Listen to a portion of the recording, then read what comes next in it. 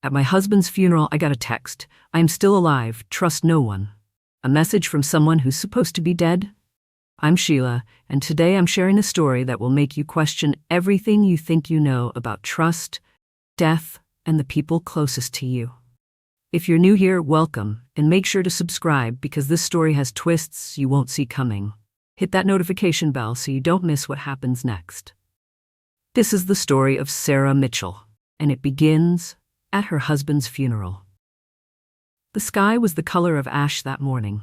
Sarah stood at the edge of an open grave at Riverside Memorial Cemetery, wrapped in a black dress that felt 2 sizes too heavy. Around her, mourners gathered in clusters, speaking in hushed voices that barely rose above the autumn wind rustling through the maple trees. She couldn't feel anything. Not the cold, not the sympathetic touches on her shoulder, not even the weight of the wedding ring still on her finger. 3 weeks. That's how long it had been since Marcus kissed her goodbye at their front door, his overnight bag slung over his shoulder. Just a quick business trip to Chicago, he'd said, that familiar smile on his face. I'll be back before you know it, Sarah. We'll finally have that weekend we've been planning. That was the last time she saw him alive. Or was it? The casket before her was closed, polished mahogany covered in white roses. The authorities had told her the car accident was too severe. You don't want to remember him that way, they'd said. So she didn't push. She didn't demand to see him one final time. She trusted them. God, how she wished she hadn't. Marcus's mother, Grace, stood beside her, gripping her hand so tightly that Sarah's fingers had gone numb. The older woman's sobs were the only genuine sounds in that cemetery. Everyone else seemed to be performing, going through the expected motions of grief. The eulogy droned on, words about Marcus Mitchell, devoted husband, successful investment banker, beloved son, 37 years old, gone too soon. Sarah heard none of it. She was remembering the man Marcus had become in those final months, distant, preoccupied, spending long hours in his locked study, taking calls he wouldn't explain. Mrs. Mitchell, I'm so sorry for your loss. Sarah looked up. Victoria stood before her, Marcus's business partner, dressed in a perfectly tailored black suit. Her makeup was flawless. Her condolences felt rehearsed, like lines from a script she'd practiced in the mirror. If there's anything you need, Victoria continued, anything at all, please don't hesitate to reach out. Marcus was more than a partner to me. He was family. Sarah nodded mechanically, and Victoria moved on, immediately pulling out her phone. Sarah watched her walk away, thumbs flying across the screen. Who texts at a funeral? Then she noticed him. Detective Raymond Hayes. Late 40s, graying temples, standing 20 feet away near a stone angel. He wasn't mourning, he was watching, observing. His phone was raised slightly. Was he taking photos of the mourners? Sarah's chest tightened. Something was wrong. She could feel it crawling under her skin like ice water in her veins. At the edge of the cemetery, near the iron gates, stood another figure, a man in a dark coat she didn't recognize. He was staring directly at the grave, at her. When their eyes met, he turned abruptly and walked away, disappearing beyond the gate before she could even think to follow. Who was that? Why did everyone at her husband's funeral feel like a stranger? An hour later, their home was filled with people. Neighbors, colleagues, friends she hadn't spoken to in years, all suddenly eager to tell her how much Marcus had meant to them. The living room buzzed with uncomfortable small talk and the clinking of wine glasses. Sarah escaped to the bathroom upstairs, locking the door behind her. She leaned against the sink, staring at her reflection, dark circles under her eyes, hollow cheeks. She looked like a ghost. Her phone buzzed in her purse. She almost ignored it. But something, instinct, desperation, who knows, made her reach for it. One new message. From Marcus's number. Sarah's breath caught in her throat. Her hands began to shake as she opened it. 4 words appeared on the screen. I am still alive. Her phone slipped from her fingers, clattering against the tile floor. This wasn't possible. This wasn't. She snatched the phone back up, heart hammering against her ribs. The message was still there. Real. Undeniable. Below it, another line appeared. Trust no one. Sarah's mind reeled. A sick joke? A cruel prank? But who would do something so twisted? Her fingers trembled as she tried to call the number back. It rang once then. This number is no longer in service. She stared at the screen until her vision blurred. Marcus was in a casket downstairs. She'd planned his funeral. She'd signed papers. She'd identified his belongings from the crash site, his watch, his wallet, his wedding ring. Hadn't she? The authorities said the accident was too severe to view the body. She never actually saw him. Oh God. Sarah splashed cold water on her face, trying to steady her breathing. When she looked up, her reflection had changed. The grief was still there, but underneath it now was something sharper. Harder. Fear and determination. She dried her hands, straightened her dress, and opened the bathroom door. She would go back downstairs. She would smile. She would accept more condolences. But now, she would be watching. As Sarah descended the stairs, she noticed something that made her blood run cold. The door to Marcus's study, the one he always kept locked, was slightly ajar. And standing in front of it, glancing nervously over her shoulder, was Victoria. Their eyes met. Victoria smiled, that same practiced expression. "I was just looking for the bathroom," she said smoothly. But Sarah saw what was in Victoria's hand, a small silver key, the key to Marcus's study, the key that should have been in Sarah's jewelry box upstairs, the key she hadn't touched in 3 weeks. "Of course," Sarah heard herself say, her voice surprisingly calm. "It's just down the hall."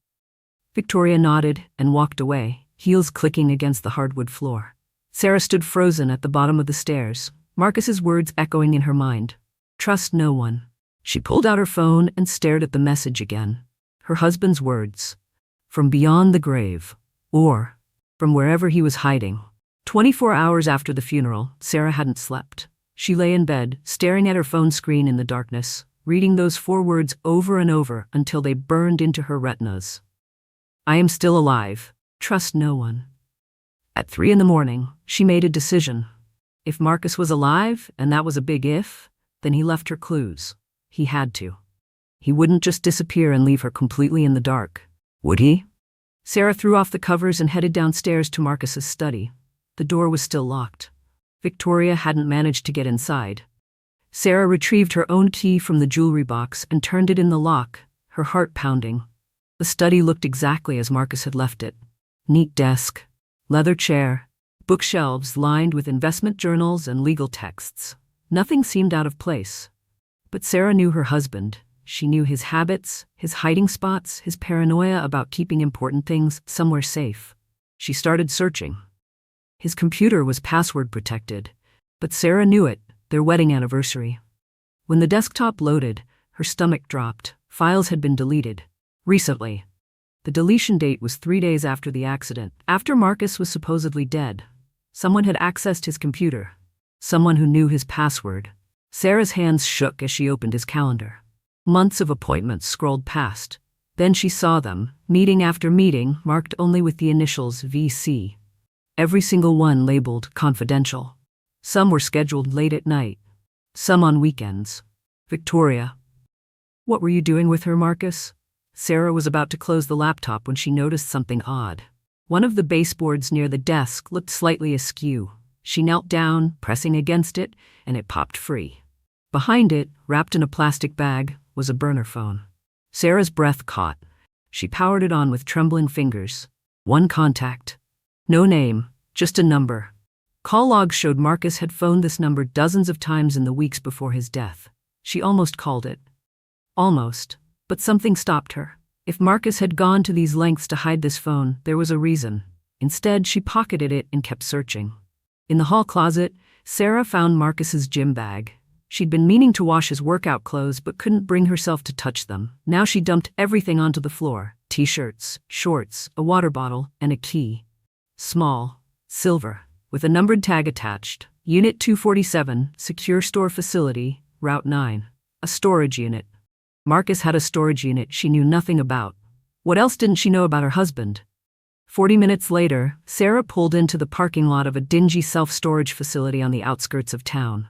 The kind of place people use to hide things they don't want found. Unit 247 was in the back corner. She unlocked it with shaking hands and pulled up the rolling door. What she saw made her knees weak. The unit was set up like a tiny apartment. A cot in the corner with blankets, a camping stove, bottled water. This wasn't just storage, this was a safe house.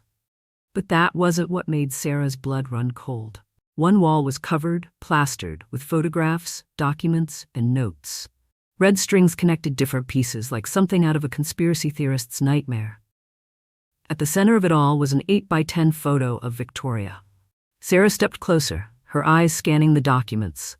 Bank statements, wire transfers, names of shell corporations, legal documents about Victoria's investment firm. Marcus had been investigating her, and what he'd found was damning. The documents suggested Victoria's entire firm was a front for money laundering. Millions of dollars moving through fake companies, disappearing into offshore accounts.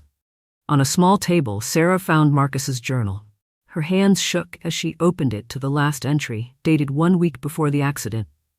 "They're on to me. If anything happens, Sarah needs to know the truth. But I must keep her safe first. Distance is the only protection I can give her now." Tears blurred Sarah's vision. He knew they were coming for him. Hidden in a shoebox, she found $50,000 in cash, and beneath that, a passport. Marcus's photo, a different name. He'd been planning to run, or he already had. Sarah heard it then. Footsteps outside the unit, crunching on gravel. Someone else was here. Her pulse exploded. She dove behind a stack of boxes, making herself as small as possible, barely breathing. The door rolled up. Footsteps entered. Heavy. Confident. Through a gap between boxes, Sarah watched as Detective Raymond Hayes walked directly to a specific storage container, opened it, and began rifling through files. He knew exactly what he was looking for. He'd been here before. Sarah's phone buzzed in her pocket. She'd silenced it, but forgot to turn off the vibration. In the dead silence of the storage unit, it sounded like a gunshot. A new text from Marcus's number. "Hayes is dirty. Get out now." Hayes's head snapped up. His hand went to his hip, pulling out his service weapon. "Who's there?" His voice was cold. "Lethal. Show yourself." Sarah didn't think. She bolted. She burst from behind the boxes, running for the door. Hayes shouted behind her, but she didn't look back. Her car was 30 feet away. 20. 10. She threw herself into the driver's seat, jammed the key in the ignition, and floored it. Tires screeched. In her rearview mirror, she saw Hayes standing in the doorway of the storage unit, phone pressed to his ear, his face twisted with fury. He wasn't calling for backup. He was calling someone else, someone who wanted her dead. Sarah drove. She didn't know where, just away. Her mind was racing faster than her car. Hayes was corrupt. Victoria was a criminal. Marcus had faked his death to expose them, and now they knew she knew. She couldn't go home. Hayes knew where she lived. He'd come for her. They all would. 20 miles down the highway, Sarah pulled into a rundown roadside motel. The kind that takes cash and doesn't ask questions. She checked in under a fake name, Jane Smith, and locked herself in room 12. She sat on the edge of the bed, still shaking, staring at her phone. Another message came through. The third one from Marcus's number.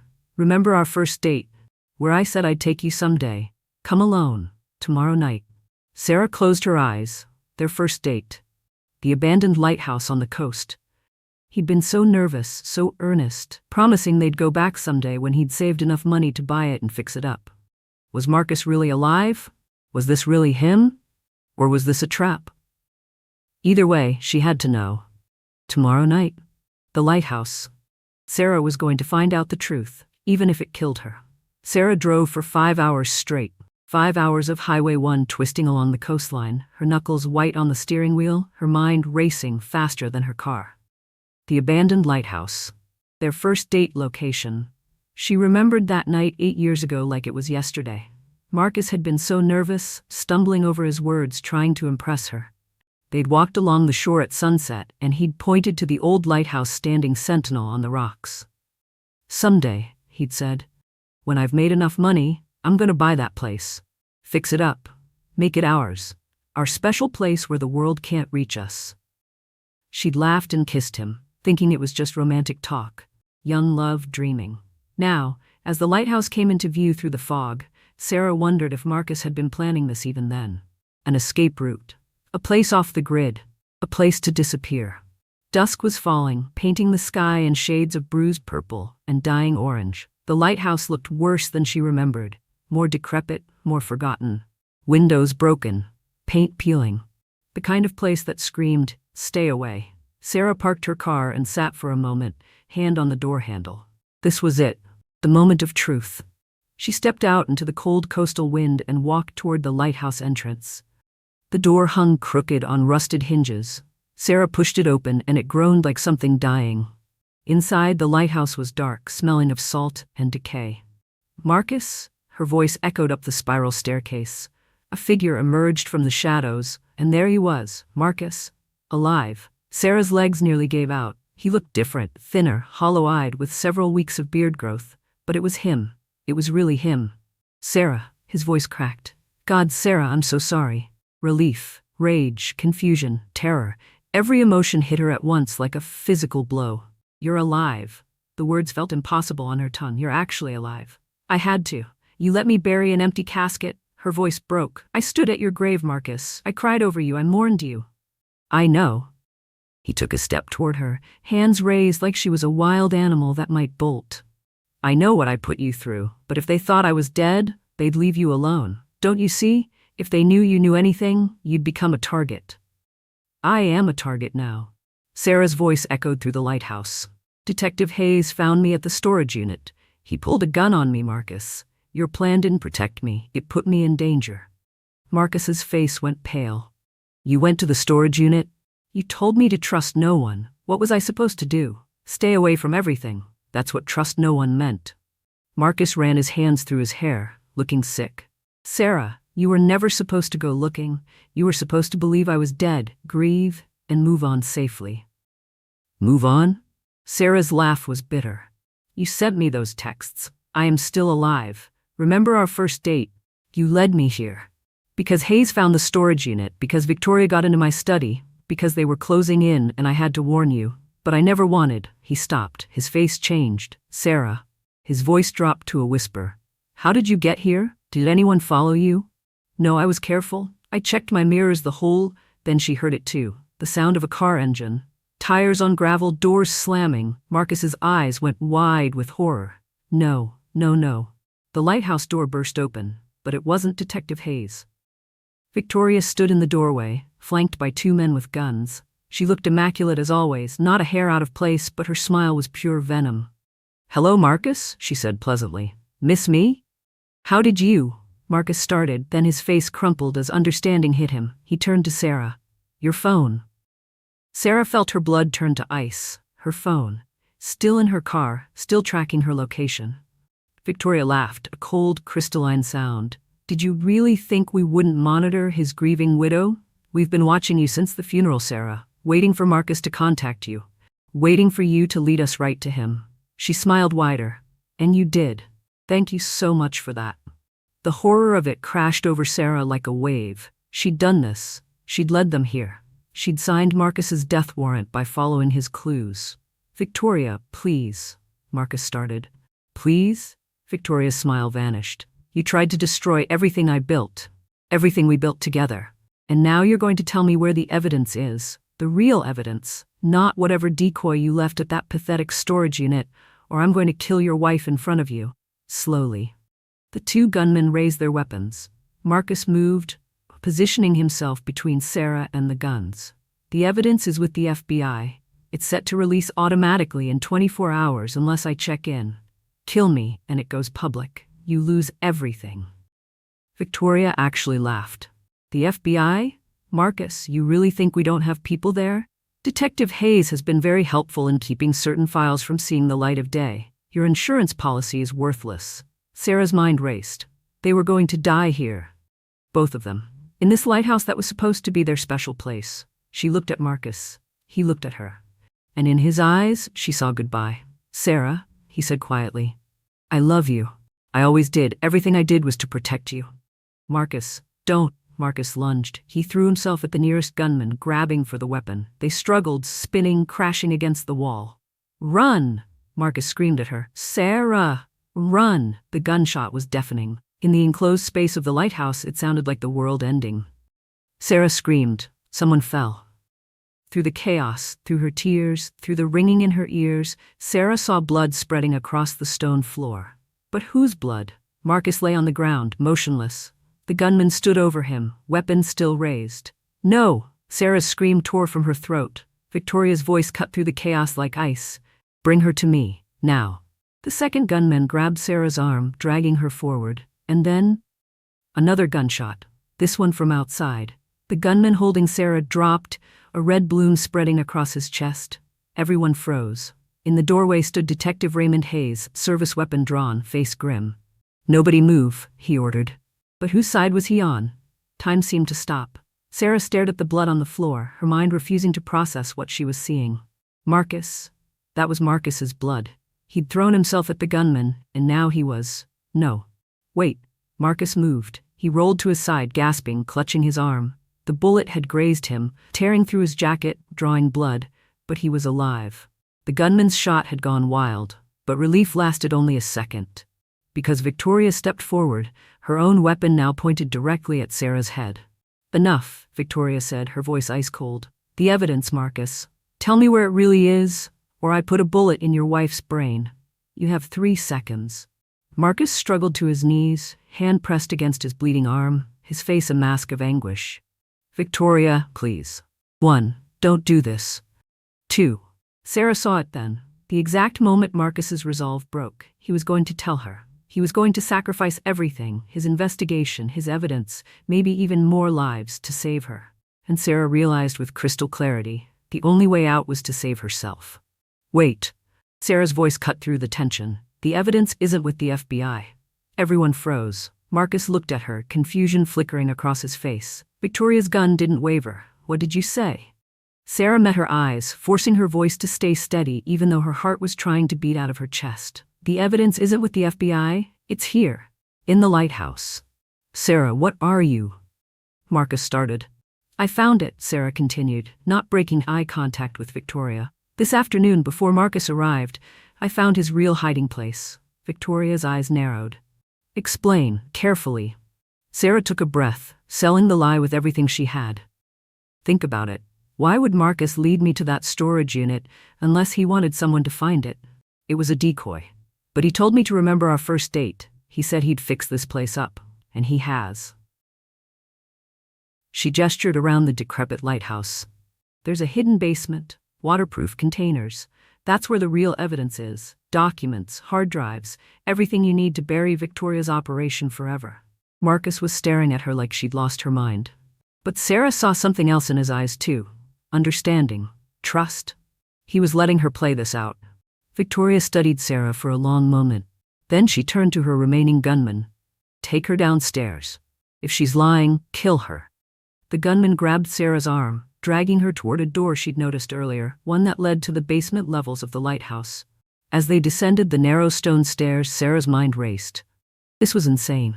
She had no plan, no weapon, no idea if Marcus had actually set up any kind of trap down here. But then she remembered something. The journal entry she'd found at the storage unit. Marcus's words, "I must keep her safe first." What if he'd prepared this lighthouse as more than just a meeting place? What if he'd booby-trapped it? It was a desperate hope, but it was all she had. The basement was dark, damp, smelling of brine and rot.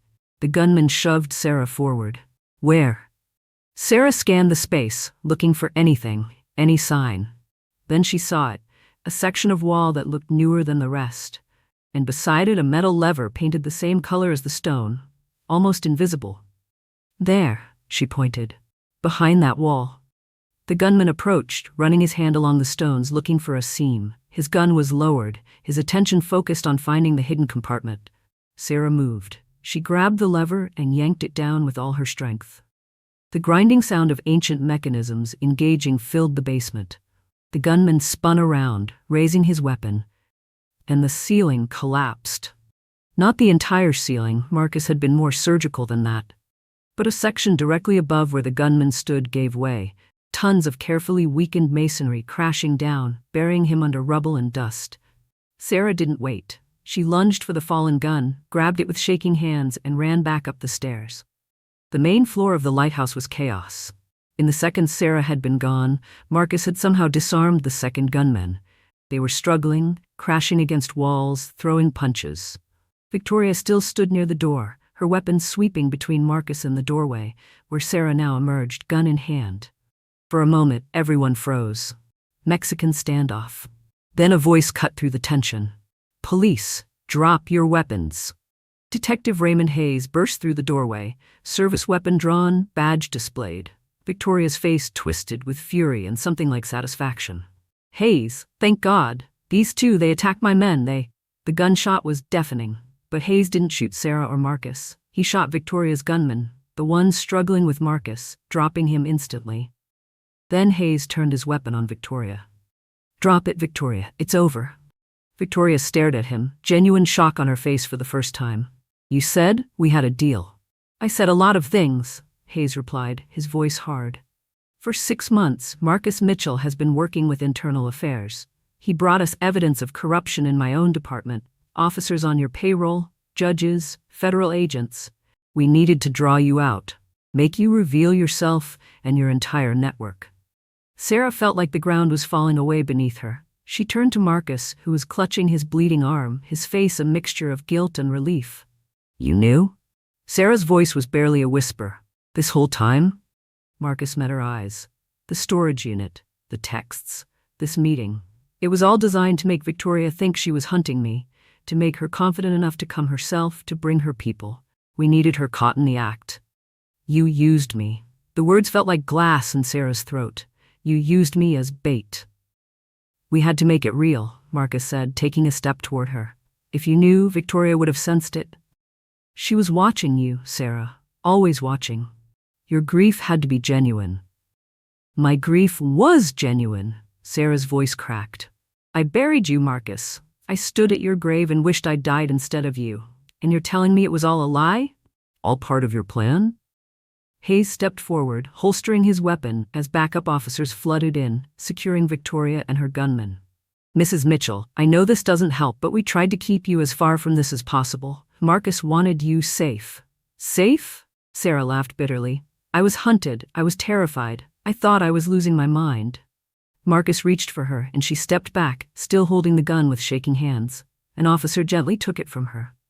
Sarah, Marcus said quietly, I know I don't deserve your forgiveness, but everything I did was to protect me, Sarah finished.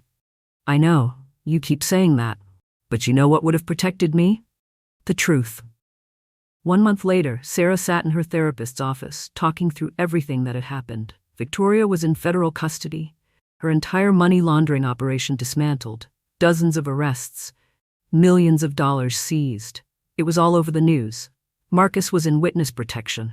Several members of Victoria's organization were still at large, making him a target. He'd be in hiding for months, maybe years. He'd sent Sarah a letter. She kept it in her pocket, unfolding and refolding it so many times the creases were starting to tear. Dear Sarah, I'm sorry. 2 words that can't possibly contain everything I need to say to you, but they're all I have. I let you grieve for a ghost. I put you through hell. I told myself it was to keep you safe, but the truth is I made choices for you without asking. I took away your agency in your own life. I love you. I have always loved you. But I understand if that love isn't enough anymore. When this is over, if I survive it, I'll spend the rest of my life earning back your trust. If you'll let me. Yours, if you still want me, Marcus. Sarah stood at Riverside Memorial Cemetery again, but this time she wasn't visiting Marcus's grave. She was standing before a new memorial stone she'd had placed in a quiet corner of the cemetery. It read, In memory of trust, once lost, never quite the same. She'd commissioned it a week after everything ended. People probably thought she was crazy. Maybe she was. But that's what had died, wasn't it? Not Marcus. The trust they'd built over 8 years of marriage. The belief that they were partners, equals, that they made decisions together. That was buried in that empty casket. Sarah touched the cold stone, then pulled out Marcus's letter again. She'd read it 100 times. She still didn't know what she was going to do. Some deaths are final. Others just show you who someone really is. She was still deciding which one this was. And that's where Sarah's story ends. Or maybe where it begins again. Would you forgive Marcus? Could you rebuild trust with someone who put you through that kind of pain, even with good intentions? Or are some betrayals too deep to heal? I'm Sheila, and I want to thank you for going on this journey with me. If this story moved you, if it made you think, if it kept you on the edge of your seat, please hit that like button. Subscribe to this channel for more stories that will challenge you, thrill you, and make you question everything you thought you knew about love, loyalty, and truth. Drop a comment below. Tell me, Team Marcus or Team Sarah? Do you think their marriage can survive this? And what would you have done in Sarah's position? Share this series with someone who loves a good psychological thriller. And if you want more stories like this, let me know in the comments what kind of tale you'd like to hear next. Trust carefully, love wisely, and never ever underestimate the cost of keeping secrets from the people who matter most. Thank you for watching. I'll see you in the next story.